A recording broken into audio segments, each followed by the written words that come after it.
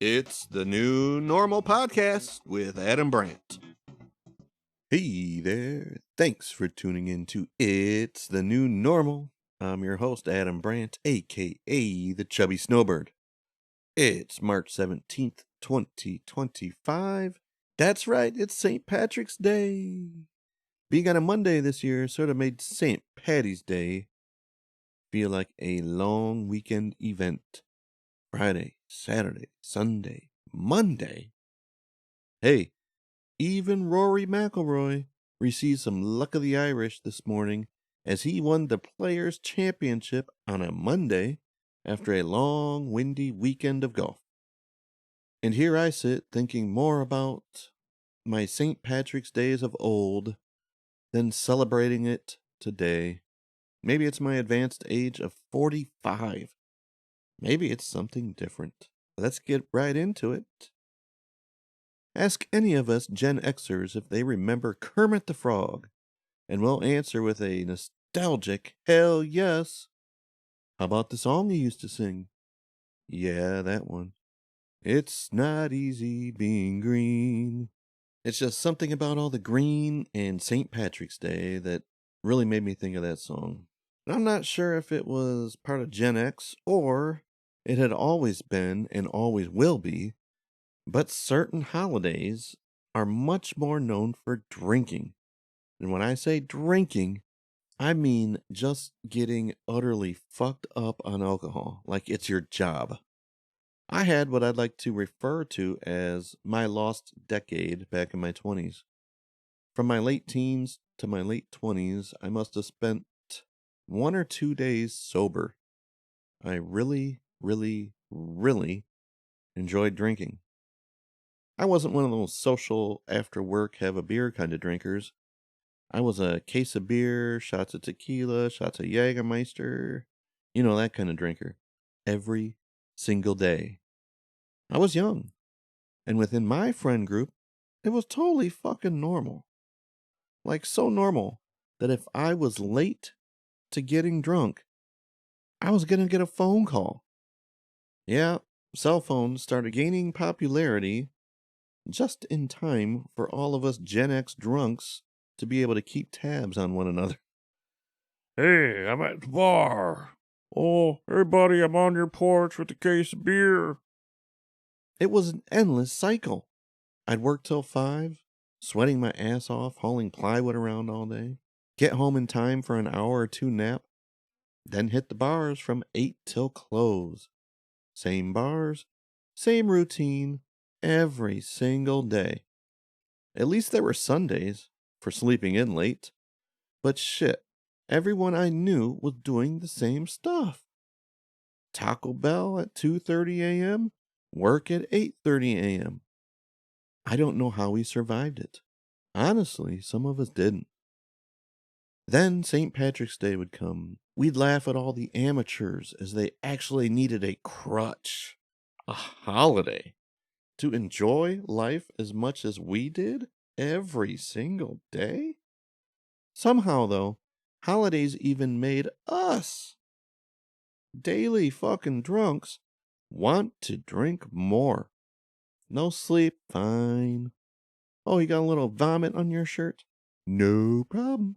Turn that shit inside out. Keep them green beers flowing. What's an Irish car, Bob? Fuck it, give me one of those. Jameson? Bushmills? Make 'em doubles. Guinness? Gotta have at least one on St. Patrick's Day. Hell, we're all Irish on this one day every year. I remember the 80s. Wear your green shirt to school. All of us wore the same damn t-shirt. Kiss me, I'm Irish.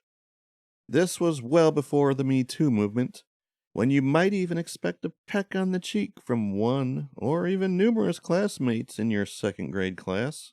How did those innocent young years just seemingly Copperfield into thin air, leaving nothing but a decade-long St. Patrick's Day as a replacement? Wasn't it normal to just waste the nights away, getting hammered, wondering if the next love of your life was going to plop down on the bar stool next to you? I mean, This is what being cool as an adult was all about. I'd watched plenty of TV and movies to know better. It's crazy. Us Gen Xers were starting to rebel against the rules. We thought conforming to the norm was bullshit. We thought we were the first to stand for individualism. You know, do your own thing. Fuck you, I won't do what you tell me. We were unique, full of rage, non-conforming free thinkers ushering in a new world of technology. Or so we thought. For all the shit we thought we knew, we were a generation of folks that wanted nothing more than to fit in. It was the complete opposite of the narrative we believed at the time of individualism. 0 people wanted to be known as a loner. Sure, we had jocks and dorks and band nerds and grunge kids and the emerging goth groups. We had somewhere to fit in. And not being a part of a group, well, that was worse than anything. Nobody wanted to be a nerd. But a group of nerds? They all had folks who shared their same interests. Being a jock? Who didn't want to be one? Well, the band nerds, the goth kids, the dorks. Surely these weren't Generation X exclusive problems. Fitting in didn't start or end with one generation. What I will say is that TV by then had perfected the messaging to lead us into the groups we thought we belonged, while also telling us that being an individual was just as cool.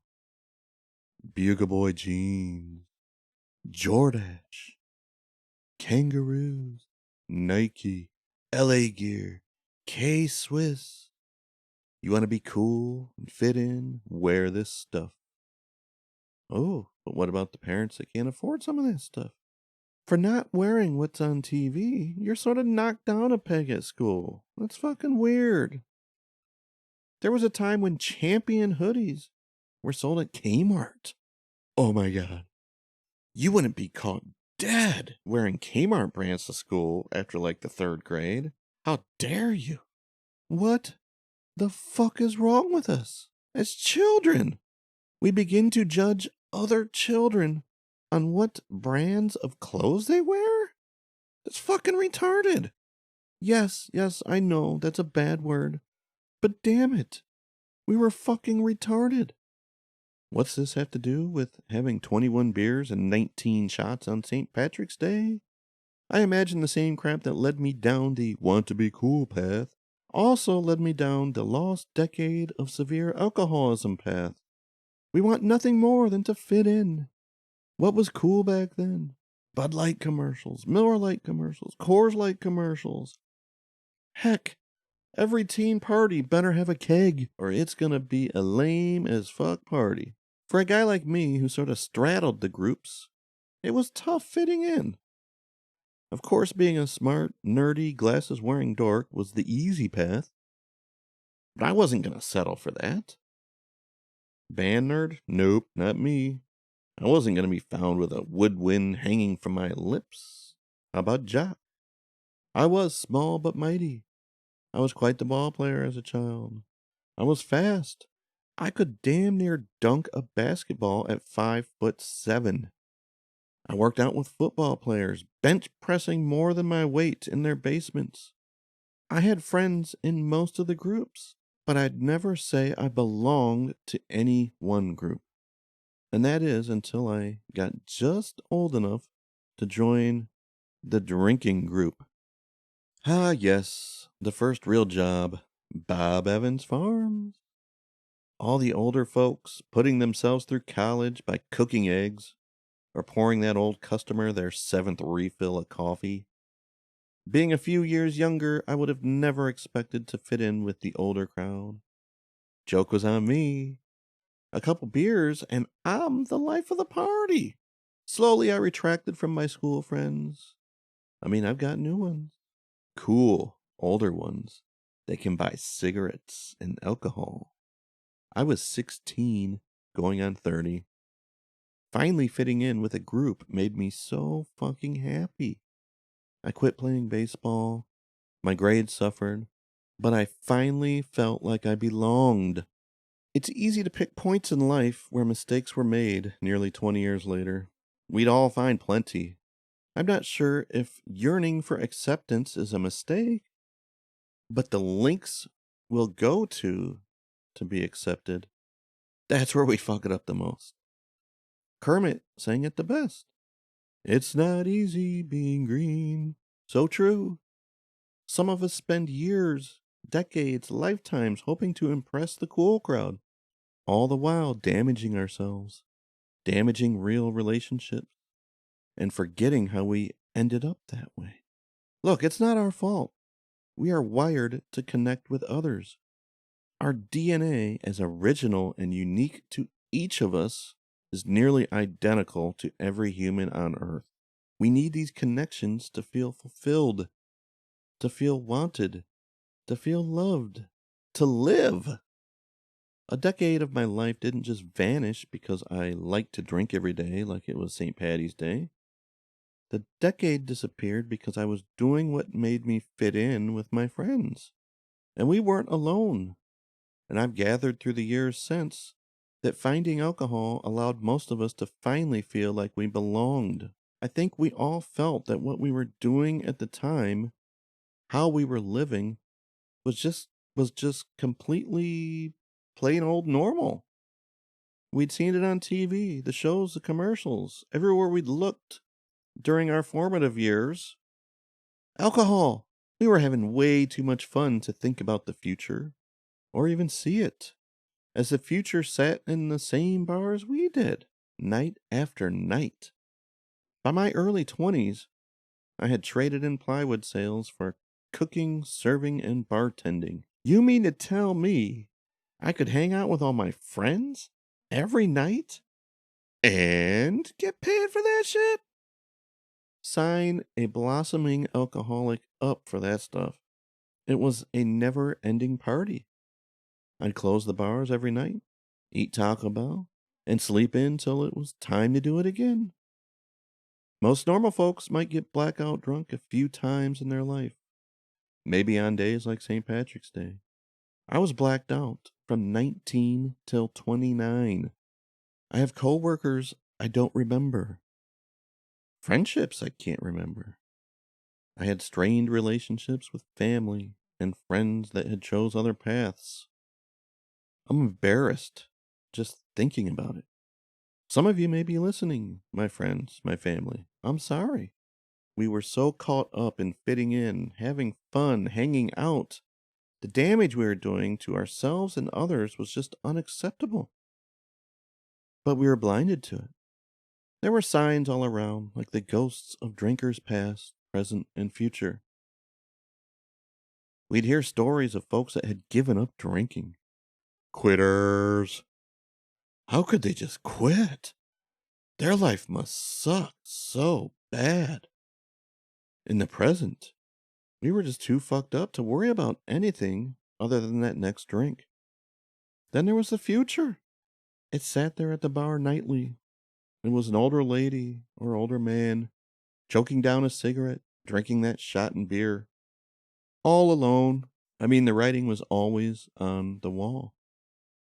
But like Kermit said, it's not easy being green. We were all bound and connected by the desire to be seen, accepted, loved.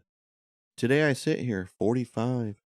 No green beer, no Guinness, no Irish whiskey. Heck, I'm skipping the Jigs dinner. Do you call them that too? Or is that a Midwest thing? Or just Northwest Ohio thing?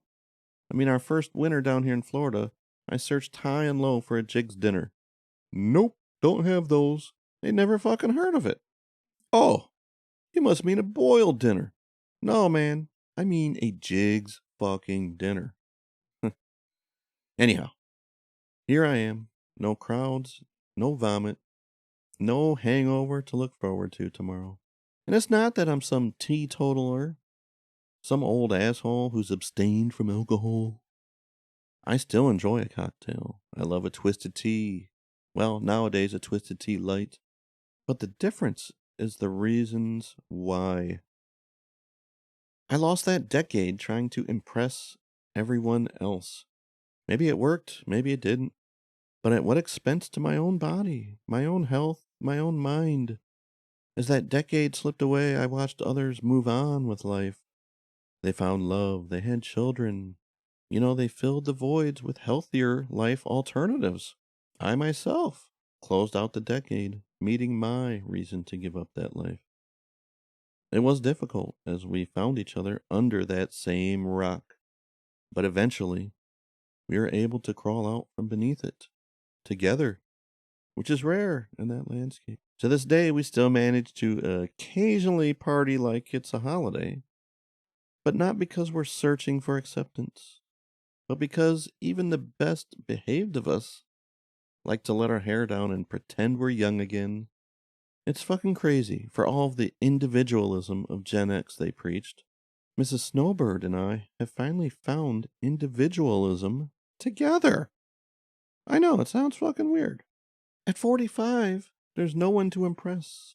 I don't care if I'm alone, or with a small group, or a large group of people.